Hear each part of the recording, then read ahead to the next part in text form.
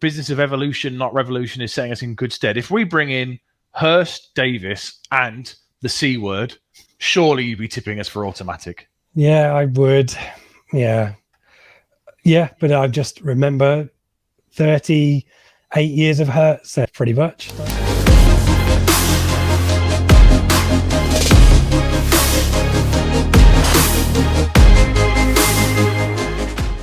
MK Dons off the back of playoff defeat. Liam Manning is one of these managers that I'm talking about who came in partway through the season. Obviously, early part of last season when Russell Martin went to Swansea, has had his whole pre-season. Now, obviously, loss of Scott Twine, Harry Darling are kind of the headlines there, but some interesting recruitment. I like the recruitment of Nathan Holland from West Ham on a free. Connor Grant, I think, is highly rated from Rochdale. Bradley Johnson's an interesting one, getting on a bit, 35. Will Griggs come back? And Seb, will Louis Barry come back to haunt us on loan? Your thoughts on MK, Seb? They kind of remind us of us in 2004-05. You know, when we lost Miller, Bent and Cucci and all the goals suddenly went from the side. I think losing Twine and Parrott is really going to help them. And I'm struggling to see where the goals are going to come from. I mean, Grigg was there on loan, wasn't he, last season, but only scored a couple of goals. Holland and Barry will add creativity, I guess. But for me, I think yeah, there's a headline waiting to happen. I think they might fall away a little bit this season because, you know, they were so reliant on Twine and Parrott for the goals. Between them, they had 48 goal contributions. They've now got to kind of replace and find, and I think they might struggle a little bit this year. Not struggle, but I don't think they'll do anywhere near as well as they did last year. Still got Mo Ices there. I wouldn't put it past them to make another signing. I wouldn't be surprised if they're looking at George Hurst or a player of that type. Potentially, themselves. Yeah, that's the caveat. We're still weeks away from the end of the window, so they could bring people in. But I think they do need to do that to replace those goal contributions because some big players have left. Well, I would just kind of apply a similar logic to what I've said about Forest Green, and I think Rich was right to make that link, I guess, because you could look at it and say they've lost Scott Twine, such an important player. They've lost Harry Darling, but they've got £5.4 million up front for those two players, and they've given that to, for me, one of the best sporting directors in the country in Liam Sweeting. He's gone to the League of Ireland. They've got Dawson Devoy, who's a midfielder, and Dara Burns, who's a kind of inverted winger, if you like. They brought those two lads in. If they're up to scratch, then that could be exciting. They've brought lots of players in, so the squad should be stronger overall. So I can see Seb's point about losing those big hitters, but I also think that the money that they've got in gives them an opportunity to really maximise that strength of recruitment. Yep, and the old Ipswich Town network and their management team of Liam Manning, Chris Hogg, David Wright, Lewis Price, good continuity there. Again, Liam Manning might be a manager who has some attention from higher placed clubs or maybe other League One clubs, depending on how seasons pan out. So I think MK will. I think they'll be in the playoffs, but we'll come to our predictions later on. A team that I'm worried about, though, Gab, Morecambe. Cole Stockton, big pressure on his shoulders again. Big pressure on him. I'd also like to make a broader point, Rich, about Derek Adams was given the autonomy to transfer list 10 players this summer, and as we speak now, 9 of them are still contracted to the club. And I think that they'd probably hoped that the summer would have gone slightly differently, that they maybe would have got more offers for the transfer listed players and given them more scope to have an overhaul. So I don't think that the squad of players that they're going into this season with is necessarily the squad of players that they want. And I think that Morecambe at League One level, it's their second ever season at this level, they're going to be up against it in any circumstances. So I do think that it's going to be a really tough season. Having said that, £150 for a standing season ticket at Morecambe, I think is fantastic value. I think they're going to have a raucous atmosphere. So if they can get the right sort of business in and out between now and the end of the window, then maybe they could bloody a few noses. Yeah, good luck to them. But we didn't enjoy our trip to Morecambe last season, did we, Seb? Sorry. I'm hoping the pitch will be in better nick this time around. Another team, interested to get your views on, given your position on MK, Seb, your position on Oxford. Obviously have managed to retain some of their key players. Brannigan's still there, Henry's still there, Taylor's still there. Taylor, yeah. But obviously McNally and Sykes have gone, and not a huge amount through the door either. What's your take on Oxford? But Robinson's a good manager. I like him. I like him at this level. I think they'll be fine. I don't think they'll finish in the playoffs, but retaining Brannigan and Matty Taylor is crucial for them because it means they've got someone who's going to deliver some goals for them and that quality in the centre of the park. But again, I think they will fall away to where they finished last season. But potentially, if they've banked a bit of money for the players that left, was it Sykes to Bristol City was a free, I think, but they got some money for McNally to Burnley, didn't they? I guess they could still go out and maybe look to bring some additions in before the close of the window. Any thoughts on Oxford, Gab? I agree with that. I think a lot of it rests on who they bring in between now and the end of the window. I think they've got a decent first 11, but I was looking at their squad earlier today, and I would say, as things stand, if they had an injury in any of about 8 positions in their sort of starting 11 theoretically, I think that would really hurt them and there'd be quite a big drop-off in quality. So I think it really does depend on what they can do now. They're cutting it a little bit fine, I think, but they have been in the mix the last 3 seasons. They got into the playoffs 2 seasons running. They just missed out last year, but they still got 75 points. So I'm certainly not writing off Carl Robinson. He's a good manager at this level, and he's proven that more seasons than not. But the depth is a question mark at this stage. Talking of a team who have got plenty of depth and where the expectations will be very high, Peterborough United, who know all about getting out of this division, obviously relegated from the Championship last time out, and probably among the favourites for automatic, aren't they, Gab? For good reasons.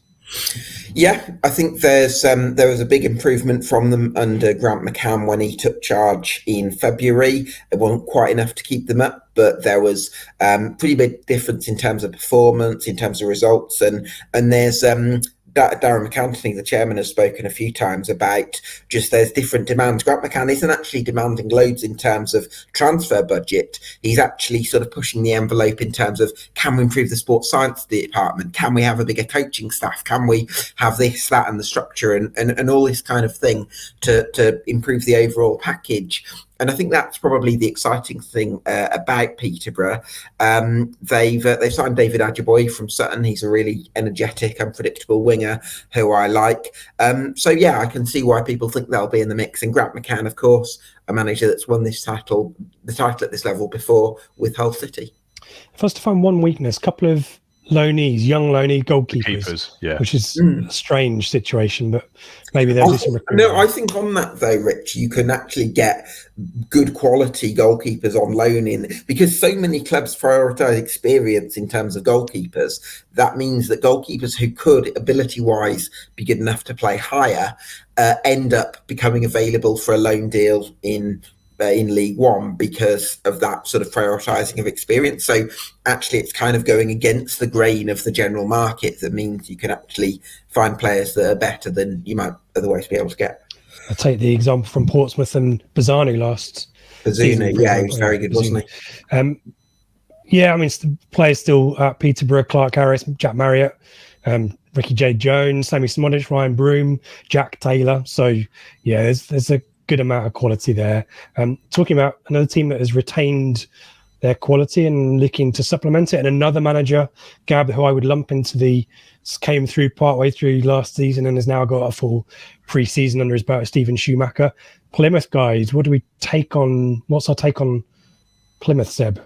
Big fan. I like Plymouth. I like what they did last season. I like the extra stuff they've done with the Project 35 kind of initiative and stuff as well. I think things are building nicely down there. They've obviously retained Connor Grant, Jeff Cott, Hardy. They're all still there. Schumacher was appointed to ensure continuity after Ryan Lowe left, and played really well last year. And I think they're a really good side. And I kind of hope they do well again this season because I like what they're doing. I really like them as a club at the moment. Yeah, they play the game the right way, and home form, unsurprisingly given their location, is really key. But they were just consistent guys, weren't they? And my question mark over Plymouth, there isn't many, are whether teams will take them more seriously this time around and maybe set up to stop them. I think quite a few teams just assumed, you lost Hardy, Schumacher, a bit of an unknown quantity.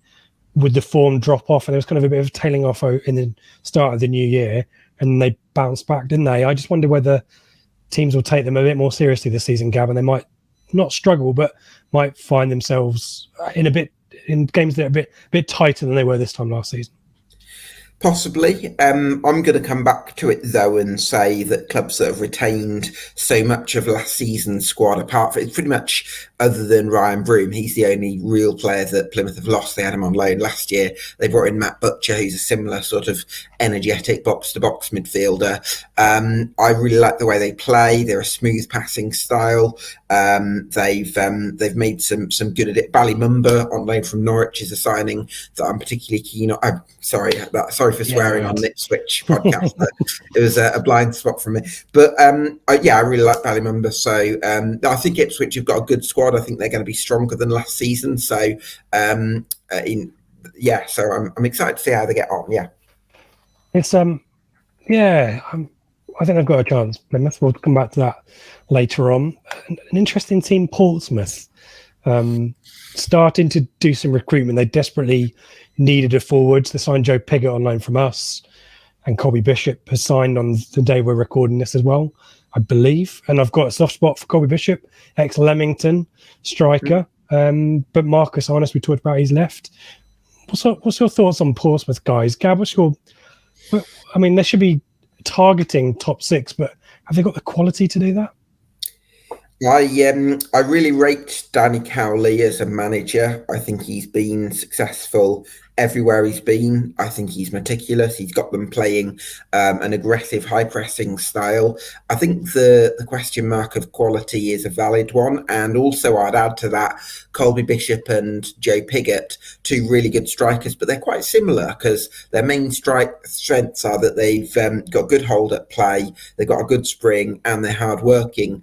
But I don't know if I'd necessarily fancy them in tandem. I think you'd probably want one who can kind of run beyond them a little bit. So that would be the question for me, whether Portsmouth think that they can get them playing as a duo, in which case I'd be a little bit sceptical, or whether they can bring in someone who can give them that searing pace, in which case that would be quite an exciting combination. Yeah, I'm not sure where I stand on Portsmouth. They need some centre back cover as well, in my humble opinion too. So they've added Marlon Pack, haven't they, in the centre of the pitch? He'll provide a decent bit of experience, and I think Ronan Curtis always tends to deliver in terms of goals and assists and stuff, don't they? So I think they'll be there or thereabouts. Port Vale, another promoted team, similar kind of to Exeter. I'm probably most worried about Port Vale's chances of survival. Gab, do you agree with that? Darryl Clark, obviously, in charge there. A couple of signings, but goals again, probably the biggest question mark, but just general quality there. Yeah, I mean, it's quite annoying for me because I've got to submit my predictions, but it's before probably, I've heard there's a potentially 7 signings that they could still sign, make between now and the end of the window. So I'm going to have to go out on a limb with my prediction a little bit and not quite know what I'm backing or not backing, as it were. But what I will say about Port Vale is there's a spirit about the place because they had quite an unpopular owner called Norman Smurthwaite up to 3 years ago, but then they had a takeover with Kevin and Carol Shanahan. They're Vale fans. They brought incredible leadership. They've really galvanised the place with the way they engage with fans and all the rest of it. And then Darryl Clark and David Flitcroft as director of football have kind of fed into that. So there's a spirit about the place which I think could take them a long way. And I don't know if you feel like this as Ipswich fans, like when you've got owners that you're happy with after a long period of not having that, it does make a big difference to the mood in the fan base. And I think that's probably something to watch out for with Port Vale. But at the moment, some big concerns in terms of squad depth. Yeah. It's a fair point about the ownership. And obviously Port Vale, you rewind 20 years, pretty ever present at this level in the Championship. Great in the 80s as well, weren't they? Yeah. So getting back to maybe where they should be. Talking about a team who wants to get back where they should be or where they think they should be. Sheffield Wednesday, guys. I mean, we talked about Fleetwood's recruitment, but Seb, Sheffield Wednesday's recruitment pretty eye-watering, isn't it? It is, yeah. They're just sort of going out and signing the proven and the best at this level, aren't they? You know, the deals with the players that signed from Rotherham, who are so well scored at this level. I think there'll be a bit of pressure on Darren Moore if things start slowly and it gets to October, November time, and they're not in the mix. I think Chazrani might get a bit sort of nervous, maybe look to pull the trigger, but they're definitely going to be challenging the top automatic positions, aren't they? Michael Smith and I can't pronounce it. The other guy from Rotherham. There you go. Thank you. Will deliver. And Barry Bannon obviously has stayed on for another year. He's still there and he's crucial to the way they play. I like Darren Moore. I really like him as a manager. I always liked him when he was at West Brom. I thought he was harshly treated there. Obviously in the playoffs last year against Sunderland, they kind of did well against them in the home leg, but then crumbled in extra time. And they're certainly going to be up there and a huge threat, I think, along with Peterborough to our aspirations this season.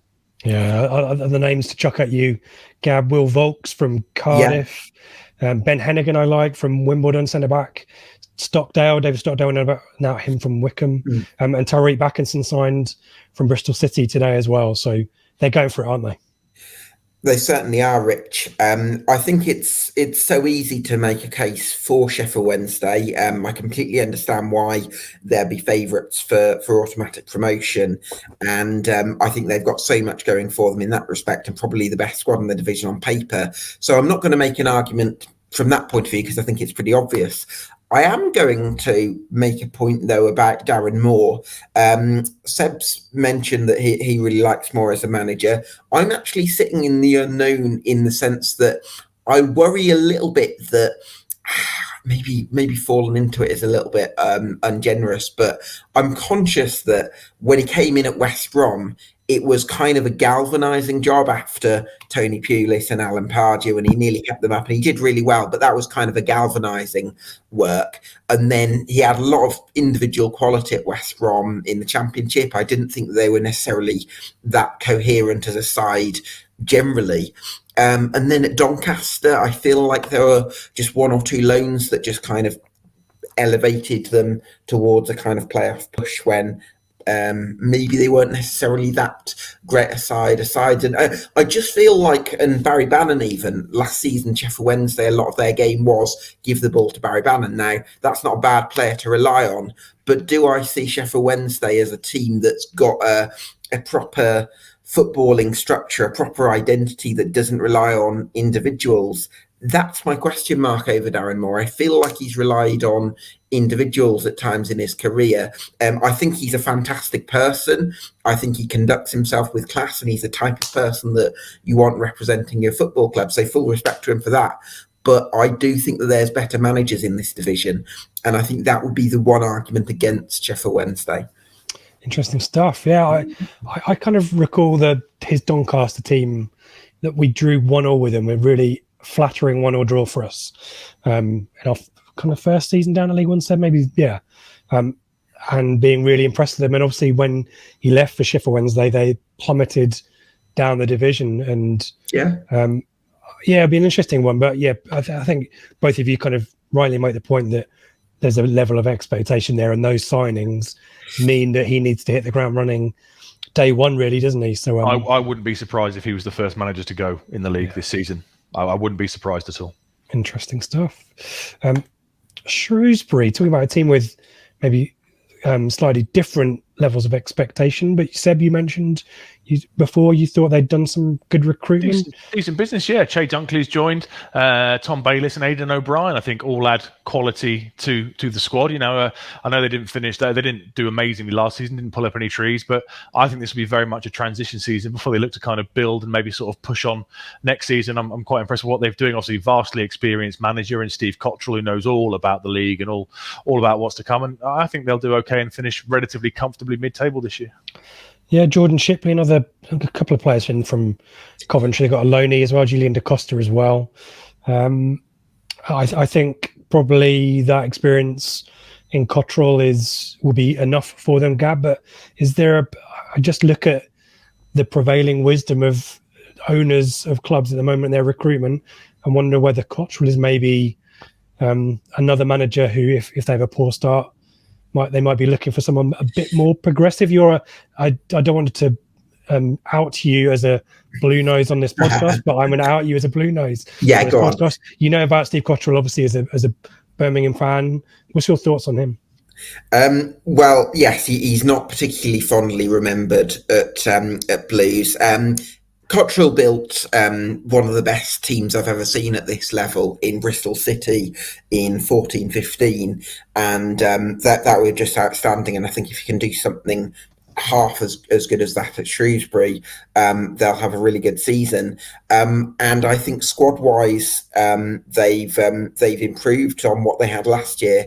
However, I do have a question mark about Steve Cottrell, probably different to what I've talked about with Darren Moore, in the sense that he's very gruff and he's very grumpy. He can be a little bit short with people. He gets a little bit short with interviewers, and I do question from afar what his man management style is like with the players. I think some players respond really well to that, other players don't. But I would just look at it and think he's been at Shrewsbury for 18 months now, and that sort of style of management can have its place. And maybe when he first came in, that had a real impact. It kind of got something out of the players. But getting towards 2 years of that same sort of man management style, how's that going to impact the players on a psychological level?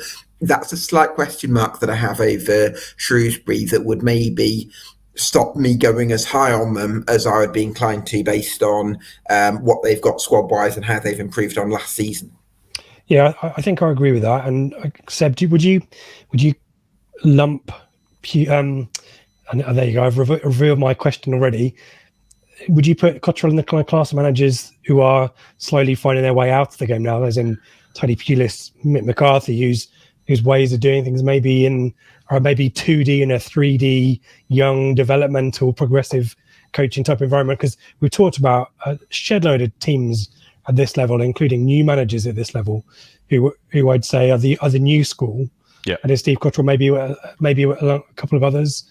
Potentially, yeah. I mean, he's an old school manager who wants to look after every aspect of the club and stuff, and that kind of breed is starting to die out now, isn't it? You know, we're seeing clubs now recruit different department heads so that when managers move on, you don't get that massive overhaul in management and staff that you would have got a couple of years ago, because they bring somebody else in to fit around an existing structure. I mean, he's, like you said, he's a bit like Mick, isn't he? When it's working, it's okay, and you kind of put up with it, but it doesn't take long for it to kind of go wrong, and then suddenly, you know, you're seeing the level of football, and it's just not enjoyable anymore. So yeah, I see what you're saying. Personally, I think they'll be fine. I think they'll do all right this season. I think he'll probably hang on, but at some point they will probably get bored of it and want to change. Bit of a succession plan.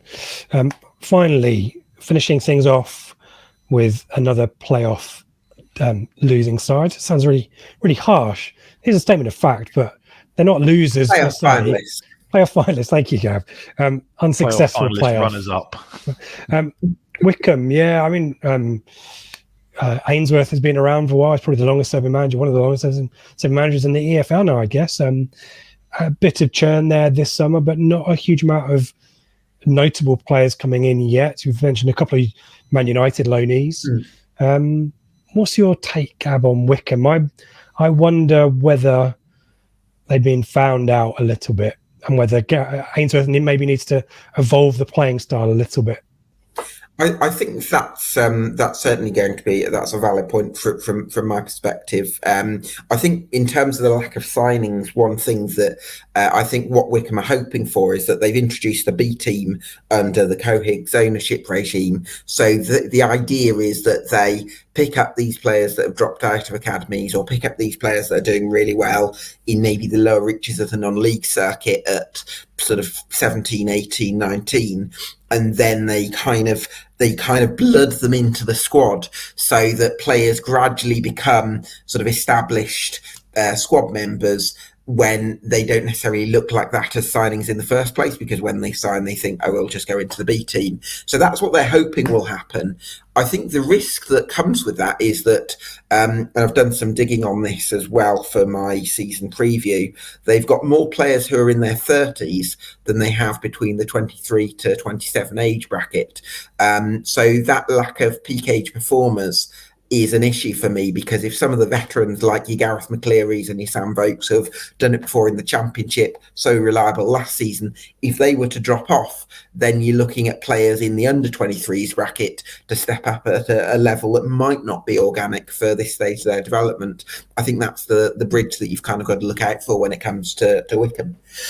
Yeah, I've written down here it's a squad that's a year older, and it wasn't a kind of a squad of spring chickens to begin with. I mean, Seb, your thoughts on style of play? Because I think a lot of us as neutrals, sadly neutrals, during the League One playoffs for yet another season, really enjoyed the clash of approaches and styles between MK Dons and Wycombe in the semi-final. And obviously Wycombe's maybe experience, obviously recently relegated at that, in that season.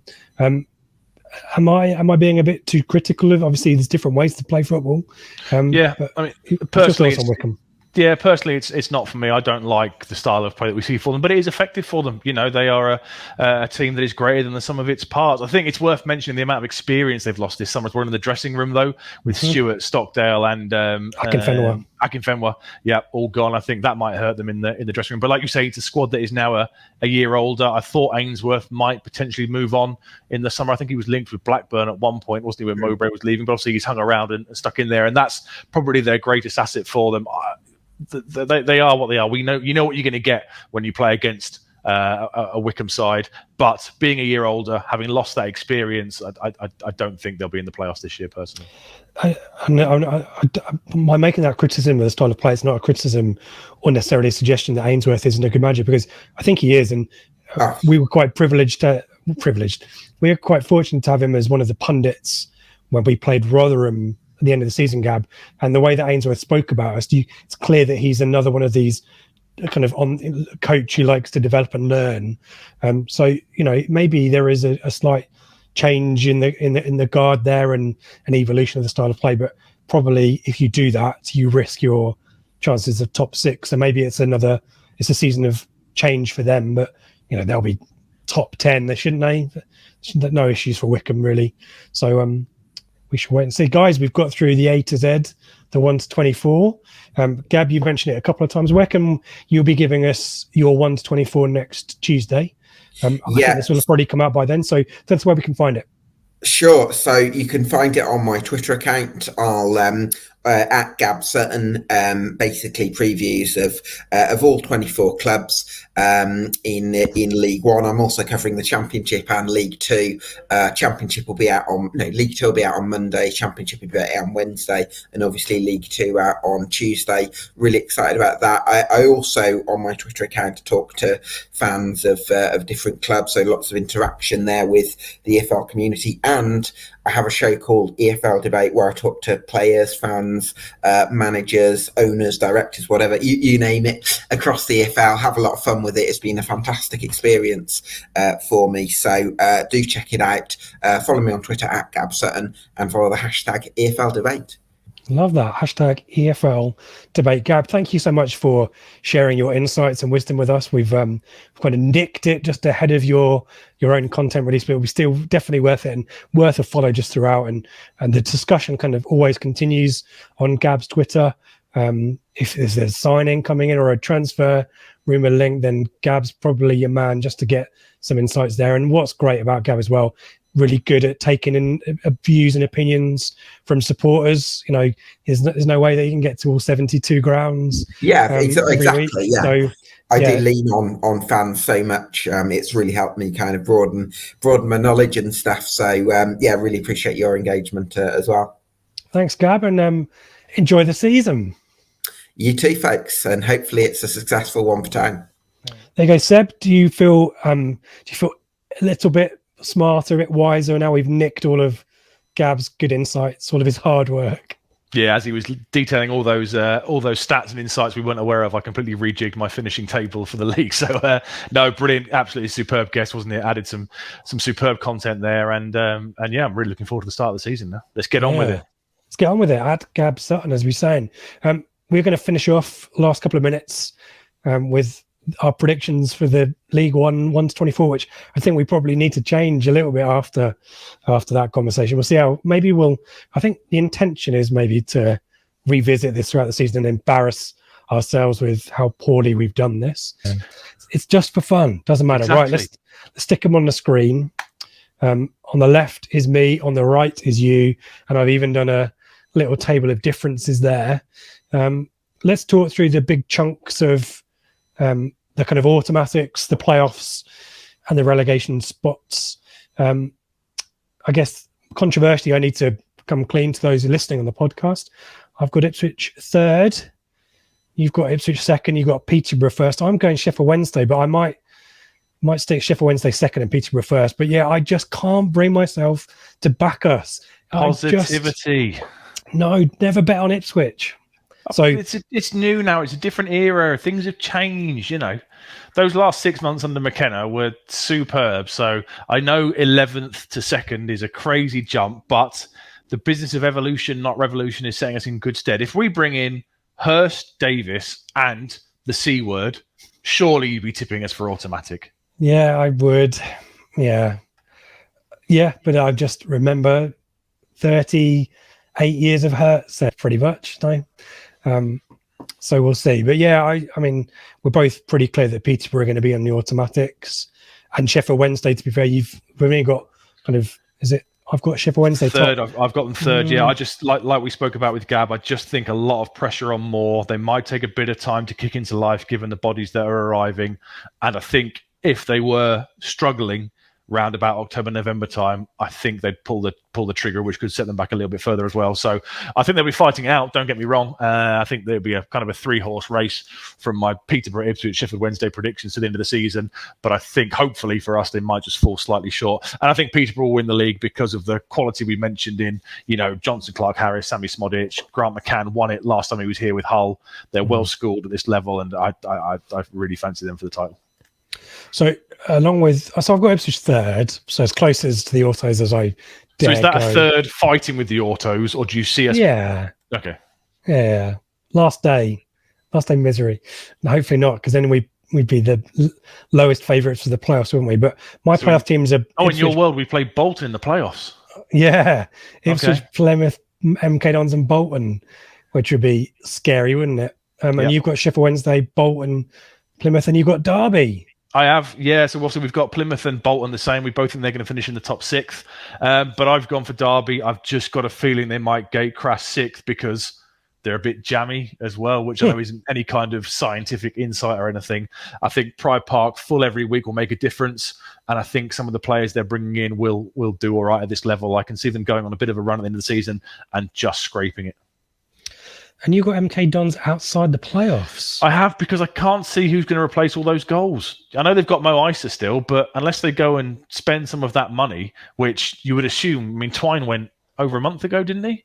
And Parrott, obviously, they knew was going back, being recalled by Spurs, and they haven't done any business as of this point, really, to replace those numbers. And I just can't see who's gonna score the goals. I mean, they'll win the league now. I've said that. We'll look back at this in May time, and they'll have won the league by 20 points, and Mo Isa will have scored 37 goals. But I just can't see who's going to make that step up for them. Like I said, they really remind me of us in 2005, and we lost all those goals, and the next season we just struggled. I mean, Will Grigg's not going to come in and score 20 goals, is he?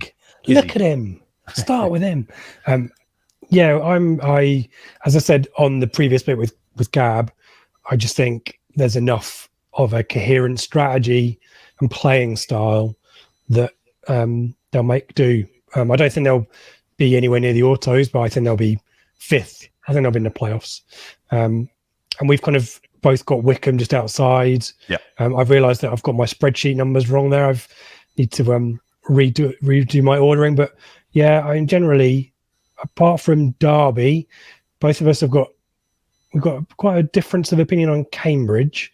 You got Cambridge just finishing outside. I've got them mid-table because of the Mark Bonner effect. Shrewsbury, we've got quite a big variation as well. I've got them comfortably mid-table. You've kind of got them a little bit, a little bit worried about down. Cotterell thing. But in terms of the bottom 4, Cheltenham, Exeter, Port Vale, we are a total alignment, and then Morecambe is my team because I'm pretty comfortable with that. And I think Forest Green survived because of the. I think you're right. Having listened to Gab what you said about Forest Green. I'll be honest, I don't really know much about Forest Green. So having listened to what Gab said with the kind of continuity approach and some of the signings they've done, I think you might be right. I think Morecambe might well drop in and Forest Green will stick out of it. But I think Cambridge will struggle. I think they might well be down there because, they're so reliant on Smith and Ironside, and one injury or one drop off of form, and without Mr. Houlihan there anymore to provide some assists and a dressing room presence, I think they might struggle a little bit. And neither of us have got a surprise outlier. There's always one. A team that maybe no one is expecting. We've obviously not accommodated it in our own 1-24s, but looking at the league table now, having sat through over an hour of Gab's wisdom, are there any teams there? I'll put the screen up here. Any teams maybe that we've not backed who you think may have an outside bet? We've both got Fleetwood in the same place, haven't we? We've both got them in sort of 13th position. And I think if Scott Brown sort of, galvanises them and they become one of those horrible sides to play against. No one wants to go there because it's miles from anything. It's cold and it can be wet there sometimes.